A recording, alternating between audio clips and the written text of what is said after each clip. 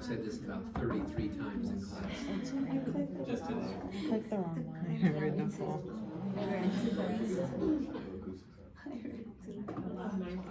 Because I read it as growth. Yeah, that's what I I did. reread it because for some reason my brain read it as growth. That's what I did. It was me who put it on But I last clicked week. it. But I did that on the other question where I clicked it and I was like, oh wait.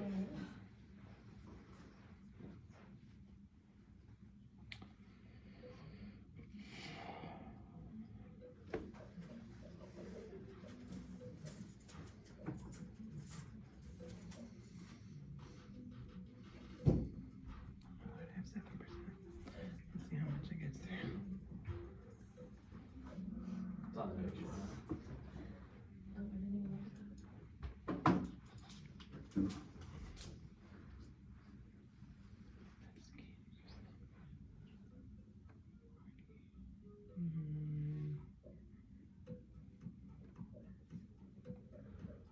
I like the visuals.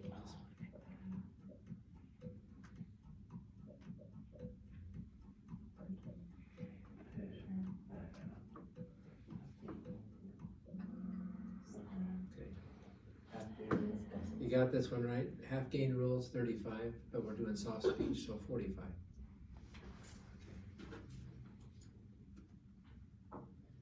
The more and more we moved into introducing the human into the equation, the more and more it's not going to be just a cut and dried specific answer. You're going to have to start using just kind of your, you're going to try to integrate what you're looking at, the bigger picture.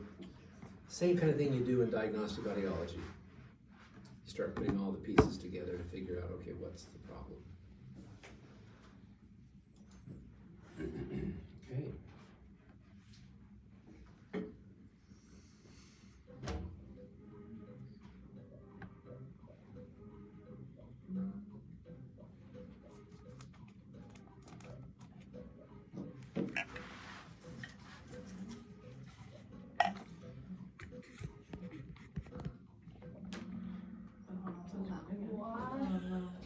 What? Can you explain why? Is 10 impossible or is that why? I think 10 would Would be 5 and 10 just be too short? It's too short. It creates an artifact on a release time. What do you mean by like artifact? Just gonna have a Distortion, kind of like Okay. a click or certain kinds of sounds that are introduced.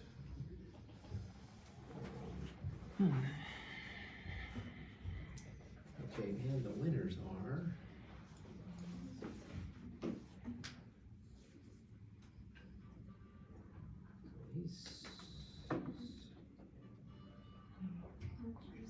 Nacho. Wow. Not you. Burgundy. Good. Who was fourth? Me. And fifth? Natalie. Okay, good. All right. Very good.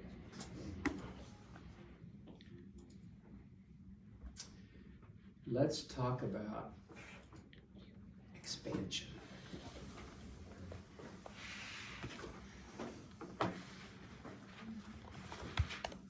Look at this picture. Actually, I think I've got a different one here that I can show you.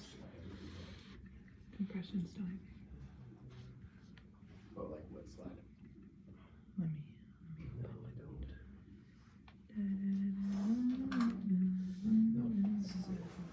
It's not on that first one. Yeah, okay. Right here. Expansion. Right here. Oh, it's not. Look at that and see if you can figure it out.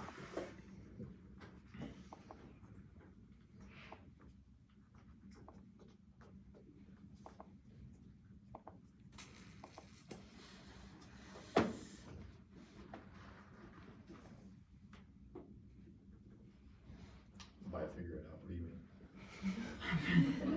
What? Figure out what expansion is. Oh, like as in what it's doing? Yeah, what's it doing? What is expansion?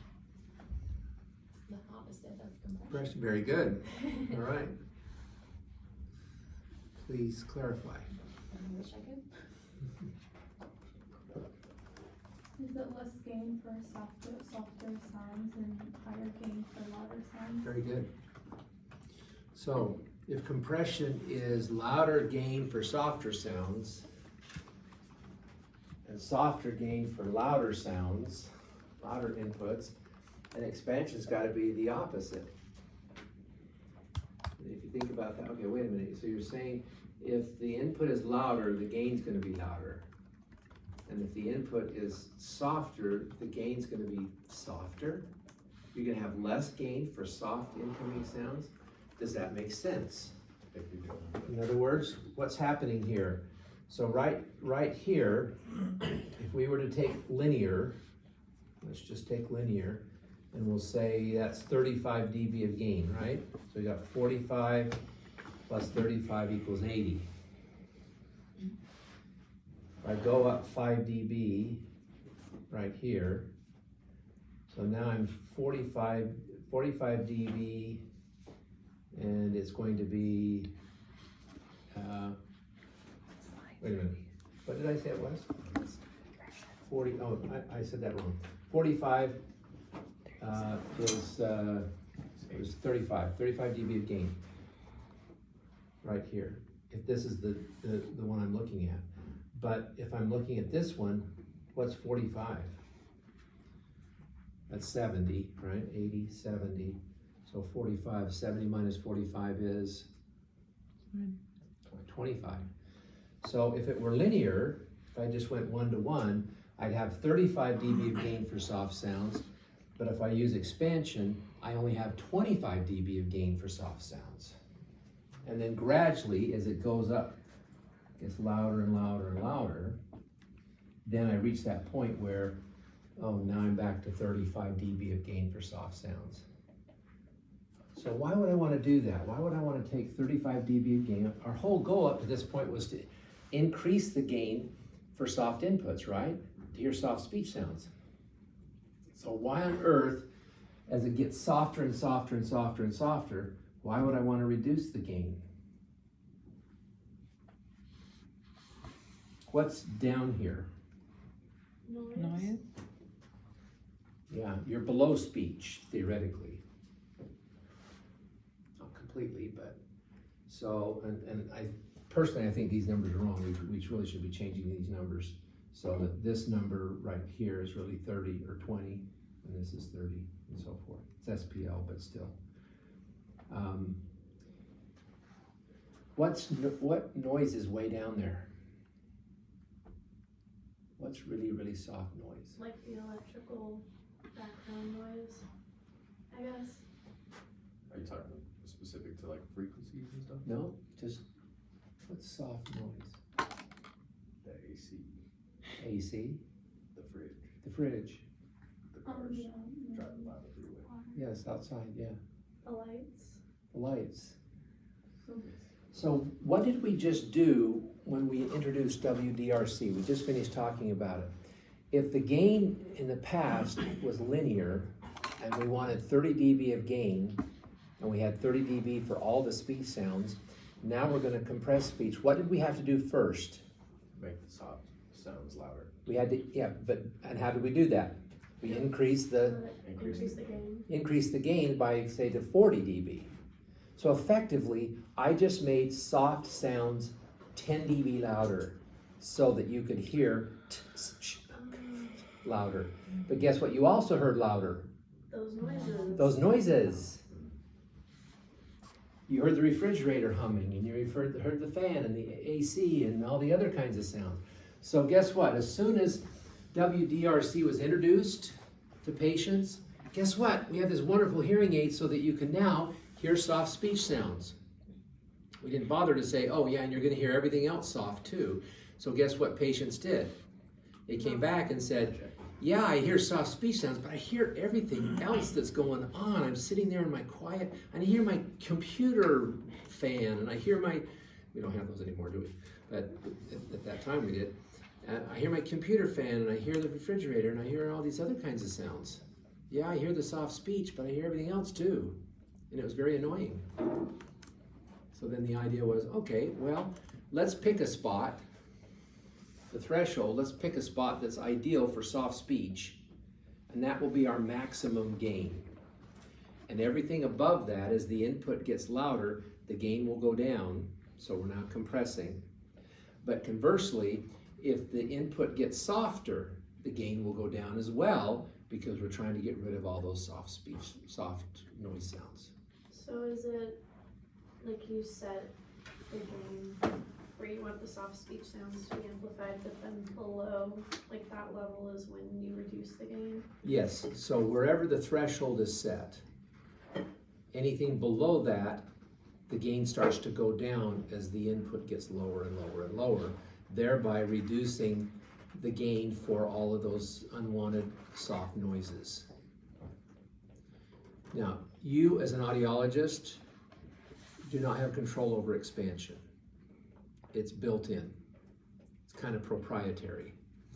And in some products, you don't have control over the threshold either. You really can't shift the threshold. Really, the one thing that you have control over is ratio. You don't have control over time constants. They're already built in with different time constants depending on what the input is. And the thresholds are preset. You have a preset threshold for output limitation, a preset threshold for WDRC, and so whatever they decide, whatever the manufacturers determine that the ratio of expansion should be, that's what they've decided. So you don't need to worry about the expansion ratio or threshold or any of that. It's basically proprietary. Yeah, thumbs up. Yeah, okay, good. Yeah, it's kind of preset. You just need to understand the concept. Why do we have expansion? Because we have increased the gain now for soft speech sounds. We've also increased the gain for all the other noises that are soft, and we're trying to get rid of them. Trying to get rid of them.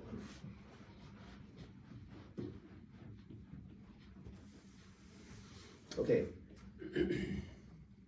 Any questions about expansion?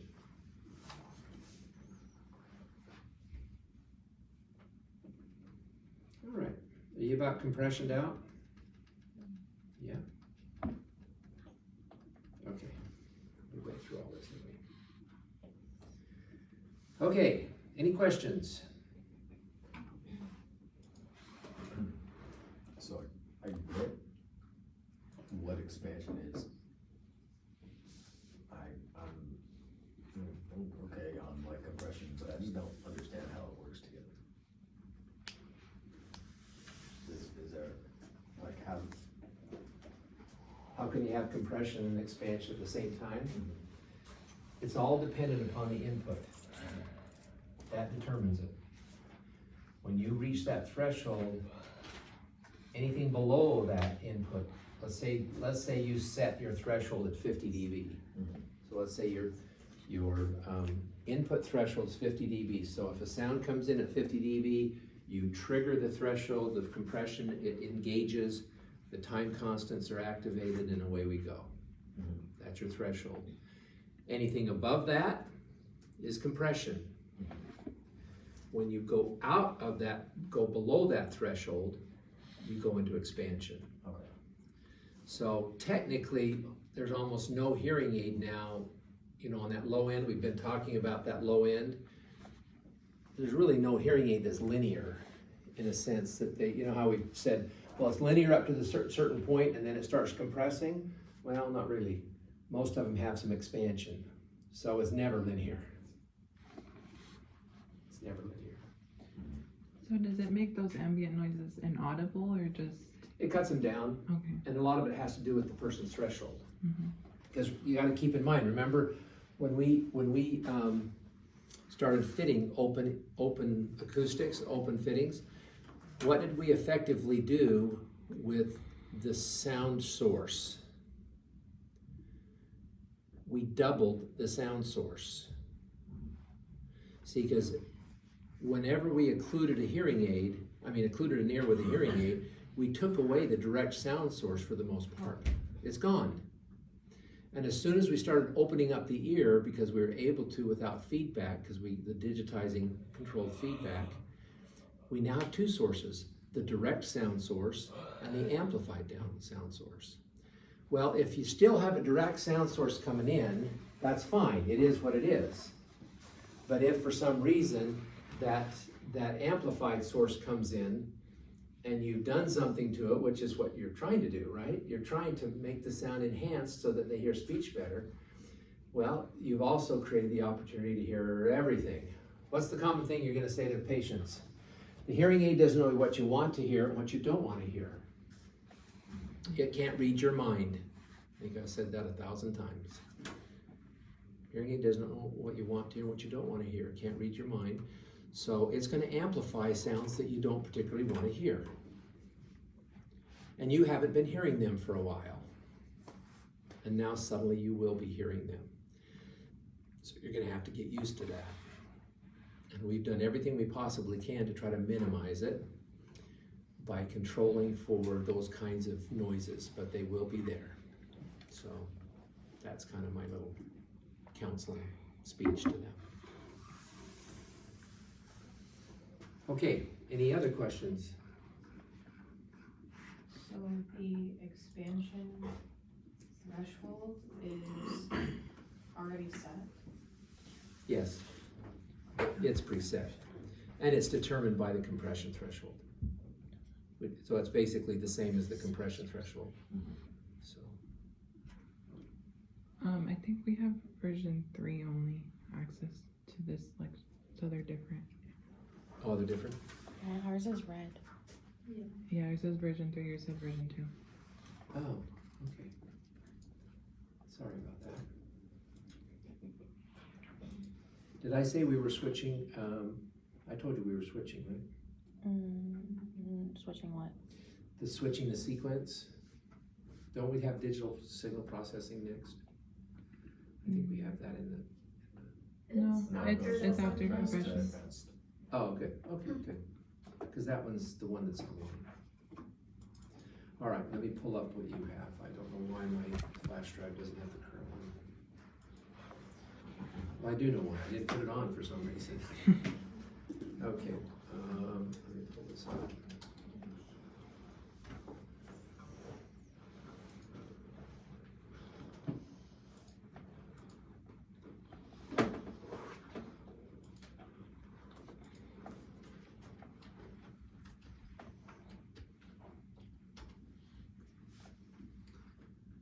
Oh, shoot. It just won't read my phone here. If you have AT&T, who has Verizon? Does your phone work in here? No, it doesn't work.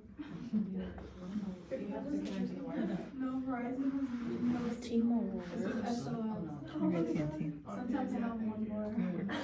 I have T-Mobile. So you're like on the Wi-Fi. Yeah. I have T-Mobile. It works down here. I think I have no service right now. But No, mine always works down here. Okay, let's see if that works. I'm connected to the Wi-Fi. Let's see if I get it. Not this part, this part.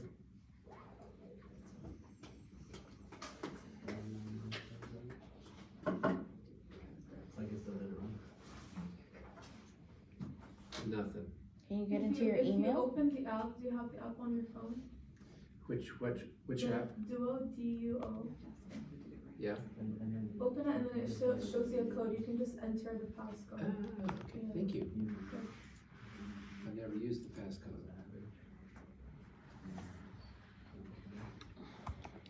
Oh, it didn't.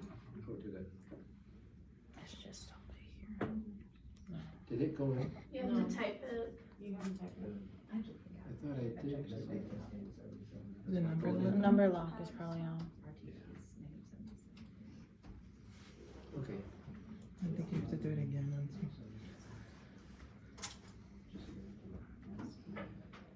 All right.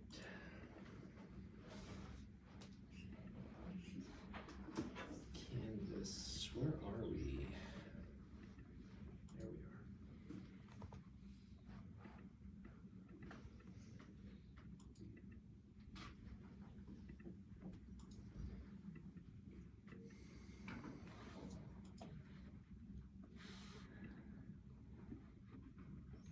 It is red. Thank you. Okay. So let's talk a little bit about advanced signal classification. So up to this point, we're kind of just building on this. We started initially with electroacoustics, the basics, and then we went to the principle of compression, which dictates that is the foundation for all the things going forward. And now let's talk about signal classification. And most all of this has been introduced when digitizing took place. So the first one, the big one that first started to come into play was digital feedback suppression. Now, digital feedback suppression, obviously we go back to the triangle. You got occlusion, gain, feedback, and you guys are all lucky because you have to deal with feedback in a lot different way than I did when I was your age. It was dramatically different because we didn't have this wonderful principle. This is, even though we love the beauty of the multi-channels and all the other things that digital processing can do, this is a big one that we're able to control for feedback. There's different ways that that this digital feedback suppression works. There's 3 different approaches, and each manufacturer decides on which one they want to use. The first one is called notch filtering. So the advantages with this, it's very simple, it's clean. You basically just take a gain cut right where the feedback's taking place. So the hearing aid identifies the feedback, let's say it's at 3200 hertz, and essentially just cuts the gain right at that one narrow spot and controls the gain that way. Now, again, the problem with that 3200 hertz is it's not like a filter bandwidth that's so narrow that it's not going to affect frequencies around it. Remember when even though the bandwidths are like infinity for digital processing, it still has to go back to an analog receiver. And by doing so, the skirts broaden. So when it notches 3200 hertz, it's going to cut down the gain with frequencies around it as well. That's the disadvantage. You lose some of the gain. And the more you have to cut that, so when you notch it, it's not like this, it's like this. So the more you notch it, the more it's going to spread out and affect the frequencies around it and reduce the gain. So the more it notches it, the more the patient's going to say, I don't hear as clearly. It's the trade-off. So let's say that you fit somebody with an open fitting, you run a feedback, and every manufacturer now has a feedback test that you run. So when you fit a hearing aid on a patient, one of the first things you'll do is you'll do a feedback test. And in doing so, it's going to identify with that hearing aid in that patient's ear what the threshold of feedback is. And then it'll say, you can't turn the hearing aid up, the gain up beyond this point, otherwise it's going to start whistling on the patient. So it'll run it, and then it'll set the hearing aid at that point. Well, what if by setting it so that it won't whistle, the gain just dropped down in those high frequencies by 10 dB? Well, you've just compromised the gain for the patient. So what's the alternative? Think of the triangle. I want the gain back, but I don't want feedback, so I need to occlude. So so that's what you're going to do is, you want an open fitting. It's the best way to go. You run the feedback test, you watch it, and you look at it and say, oh shoot, look at that. My gain just went down 10 dB to control feedback. I don't want that. So now I step back and say, you know what, to give you the volume that we need for you to benefit the most, we need to close your ear up just a little bit because the hearing aid's probably going to whistle on you. So your voice will sound a little bit different, but you'll get used to that. But we do need to do that in order to give you the kind of volume that you need. And you switch from an open fitting to a tulip or a plus dome and go from there. So that's the solution. as opposed to just saying, oh, I'm gonna leave it like it is and give them 10 dB less gain at 2 and 3 and 4,000 hertz. You don't wanna do that. Now, if it shifts it down 2 or 3 dB, you may say, okay, I can live with that. Because then the open fitting is, you know, which one outweighs the other? The gain reduction is so slight that I'm willing to live with the gain going down to keep the open fitting and reduce the amount of occlusion that I've got. Does that make sense? So that's where your judgment comes into play on this process. So this is the most common notch filtering. Now another approach that's less common now, it was initially, was phase cancellation. And the way this worked is the hearing aid would identify the feedback through the microphone of the hearing aid. So you got this whistle going on.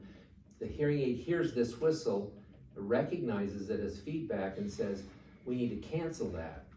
It introduces the exact same frequency, a very precise frequency, whatever it is, 3230 hertz or whatever, and it introduces it 180 degrees out of phase, thereby canceling the feedback. That sounds like a good idea, right? Just introduce another tone that's exactly like the feedback and just flip the phase so that it cancels it. So here's one of the problems that you run into with that. I had a patient that I fit with hearing aids that had phase cancellation. And he came back after a couple weeks and said, you know, the craziest thing happened. I went to a concert, and in the middle of the concert, he loved classical music, just, you know, quite the connoisseur. And he said, in the middle of the concert, my hearing aid started to emit a loud whistling sound. It was feeding back. And he said, so I would turn it down, but it kept getting worse. And it kept getting worse. He said, I finally had to just take them out. I said, well, what was going on exactly when this happened? He said, well, it was right in the middle of a flute solo. Well, apparently the hearing aids thought the flute was a feedback. And so it was introducing a tone 180 degrees out of phase to cancel out the flute solo because it thought it was feedback coming from the hearing aid. And the more it tried to cancel out and the flute wouldn't work, it kept increasing the tone to cancel out, and it just kept getting louder and louder and louder to try to cancel it out. And finally he took it off because he couldn't cancel the flute solo because it wasn't feedback. So did you all get that? So kind of funny. We got a good chuckle about it when he started explaining, oh my gosh, I can't believe that. But hearing aid thought your flute solo was feedback. So, disadvantage. It's less common. There's another approach where you do a frequency shifting. Or what happens is as you start to have feedback, you actually shift the frequency so that you cancel out the feedback loop. The way you're doing that is, you know how you cancel the feedback loop of the telecoil? You change the type of signal. You change it from an acoustic signal to an electromagnetic signal so that the microphone doesn't read it. Well, this is another approach. What you do is you shift the frequency of the feedback so it cancels the feedback loop because it's not the same frequency that you keep re-amplifying. So that one's less common, but you'll see that and doing that, you're going to reduce the sound quality, the fidelity of the sound, because you're starting to play with frequencies. So notch filtering is the most common right now, but that's something that you'll need to be aware of, that there are different types of feedback suppression going on. Will they only see like phase cancellation or frequency shifting if it's like an older hearing aid? You know, I don't know. I don't know the answer to that. It's just as you get out there and what will happen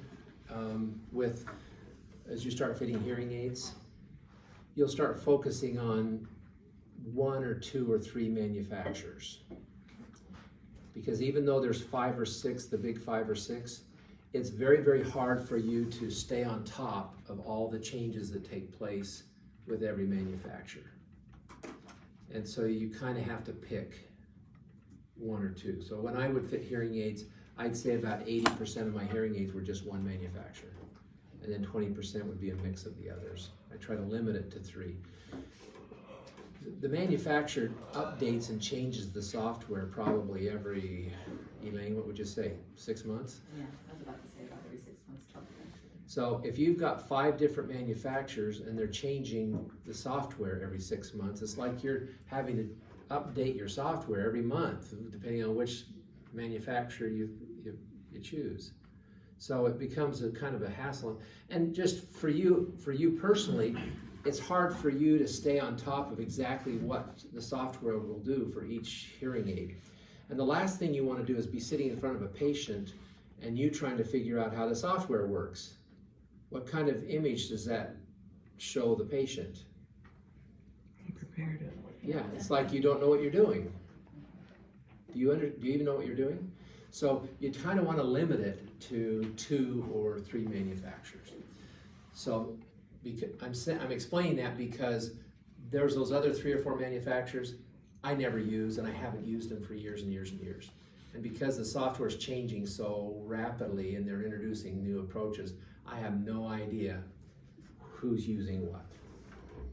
I just know the manufacturer that I'm using are using notch filtering.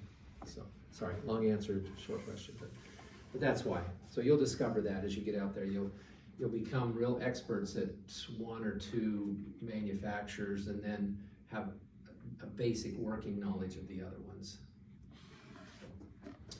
All right, so here's an example of the output. You got a frequency response, you got the output, and this peak right here is your cause of feedback. You've reached a point where it starts to feedback. And essentially the notch filter, if you have, a lot of bands, it'll basically just notch out that one band. And so if it's notching out a very narrow band and it's not cutting it down too much, you can get away with just using the feedback manager and the notch filtering without having to occlude the ear more. So that's your first step. Keep the ear open, run the feedback test. If it doesn't filter the sound too much, you leave it like it is. If it does too much, then you have to start closing up the ear canal. Okay.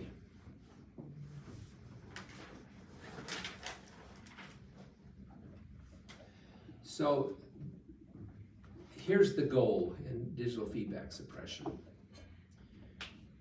When it first came about, and I mentioned this before, that it effectively, with digital feedback suppression, with that notch filtering, you're able to increase the gain by 15 to 20 dB with an open fitting, which actually made it realistic to do an open fitting. Prior to this, I wouldn't even think about it. It was a waste of my time. Because I could only get about 10 dB or 15 dB, it just wasn't enough. So we always had to close the ear. But now, we can get 25 to 35 dB of gain because we have this additional gain before feedback. So the first step, you detect the feedback. Regardless of the technique, you check it and you just see, gain per band reduction like I just showed you. You identify, okay, where is it?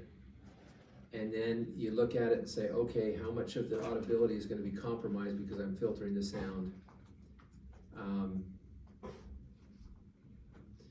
And in essence, then you make a determination. So this slide's kind of basically saying what I just said. So here's a kind of just a display of what happens when feedback, and I would suggest you do this when you get a chance, especially when you get into clinic and you start dealing with the software and hearing aids. Just put one on and put a certain amount of gain in there that you can tolerate, and then turn off the feedback suppression and watch what happens, and then turn it back on. It's really, it's good for you to be aware of just exactly what's happening when you engage and disengage the feedback suppression. But essentially this happens. you're gonna just start getting these peaks everywhere in this high frequency range generally. That's just going to saturate the system, and that's where your whistling is gonna kick in. Where when you engage it, basically you've just gotten rid of all of it. It's probably the best thing that happened with digital processing. Okay, any questions about feedback suppression? Okay, before we get into the next one, I wanna hold off till next week. I wanna shift gears now. I said I was gonna do this every day, every time we meet. So I wanna come back to audiograms. Let's start looking at audiograms and see what we're gonna do. All right, let's assume this is a sensory neural hearing loss. Are you going to fit hearing aids on this hearing loss?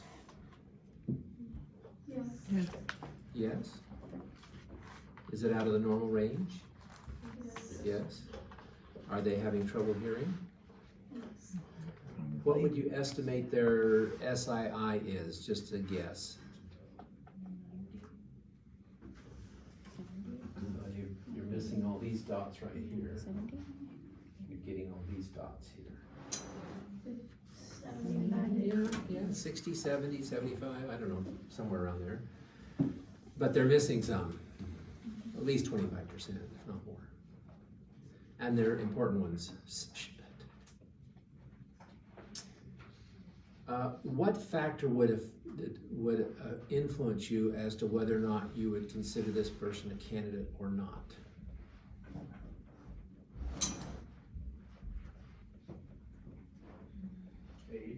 Age, absolutely. That's it. If I saw this hearing loss on an 85-year-old that was in a nursing home, I'd say, have a nice day. Their hearing loss does not warrant amplification. I mean, they could benefit, but all the other variables associated with it, it's hard to justify. Because they can hear, you know, people just have to raise their voice. And what is their communicating situations? They've got caretakers coming in, and nurses naturally will raise their voices. You have family members coming in, they turn the TV up. As opposed to someone, they likely have mild dementia or moderate dementia, and often the hearing aids will end up flushed down the toilet. So then you have to deal with that, especially if they are suddenly new users. Trying to introduce an 85-year-old to hearing aids, someone that may have dementia in a nursing home, the loss isn't great enough to justify it. Okay, what about a 4-year-old? Absolutely. Okay. Whole different story, isn't it? It's amazing. If this loss was not identified for some reason through the newborn hearing screening, and it started to show up, let's say it was identified in the school screening, kindergarten, got a 5-year-old. What do you think the speech and language delay would be if this was a loss that happened at birth?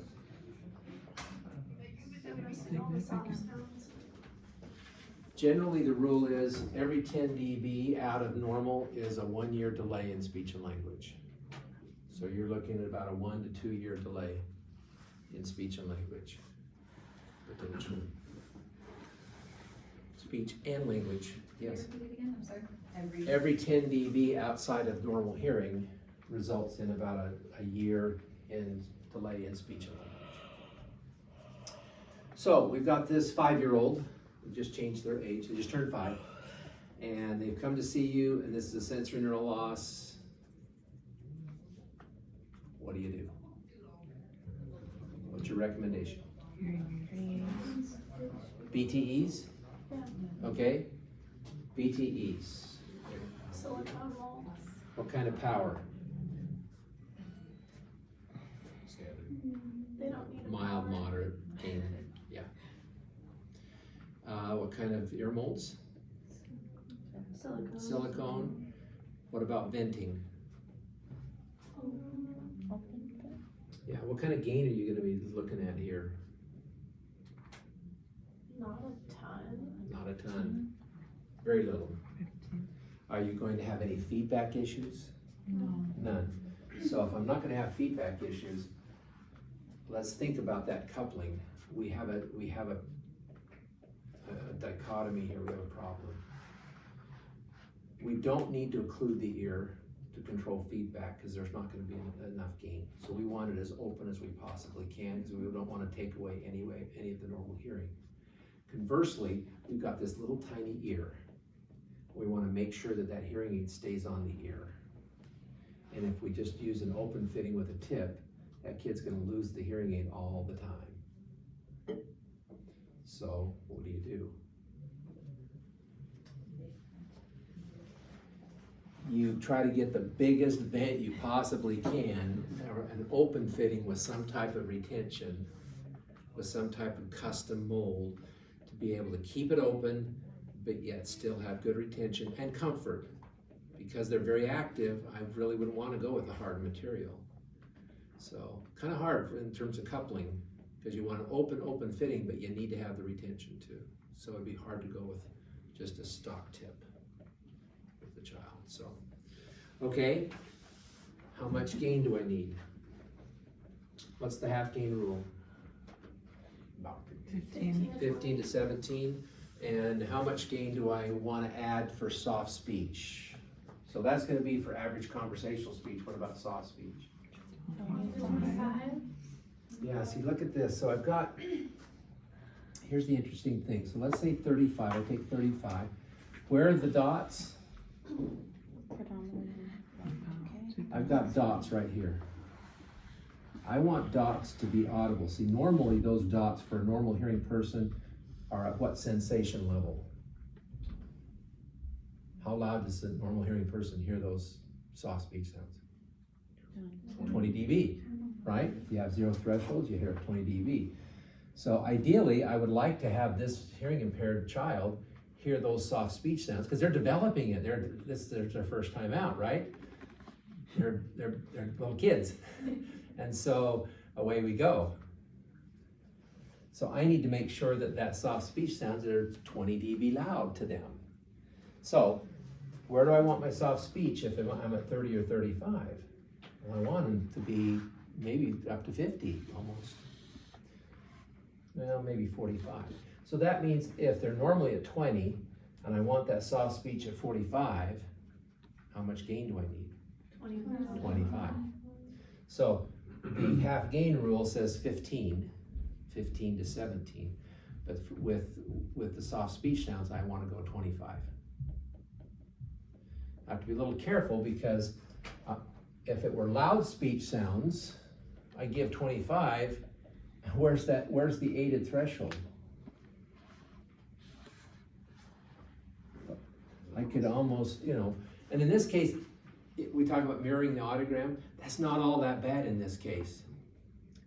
How much recruitment do you have? Probably not a lot. Very, very little. Very, very little. Because it's not presboacusic, but it's still sensory neural, so you are going to have some recruitment, but it's very mild. So the recruitment's going to be minor. So you're dealing with mostly linear amplification here. So we could almost get to 10 dB, 5 dB even without any problem. And what you'll discover is when we start looking at formulas, the average formulas usually will give 10 to 15 dB more gain for children than they will adults. Just because of the needs, the demand on their hearing. All right, so I'm going to get a hearing aid that's going to give me about 15 to 20 dB or 25, maybe even 30 for soft speech sounds. Very good. What about output?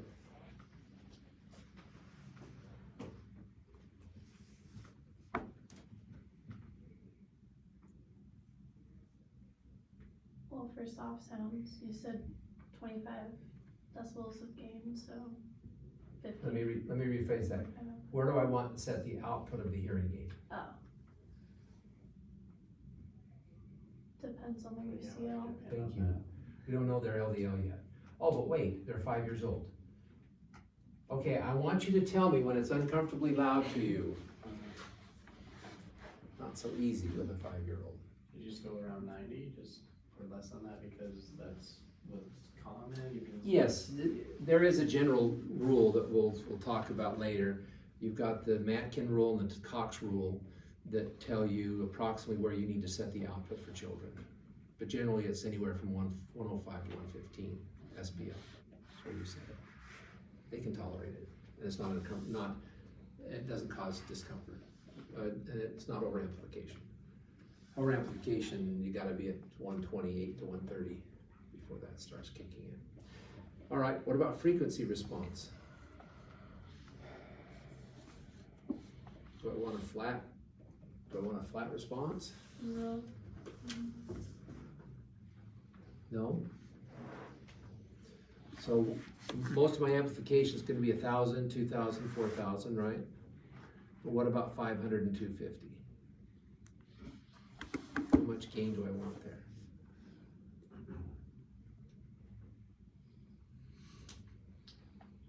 Do I want half the hearing loss? Now remember, what was the coupling? I'm trying to make it as open as I possibly can, so they've got direct source sound. Yes? You don't need a bunch, cause you get, Yes, you're gonna get normal, natural sounds, hopefully. So for the low frequencies, 5, maybe 10, 5, hardly any, 250 and 5. I don't wanna give much gain down there, because the vowel sounds will be loud enough, and all I'll be doing is amplifying other sounds, which effectively become competing messages, competing signals to the desired speech signal. So very little gain in the lows. Okay, good. How about compression?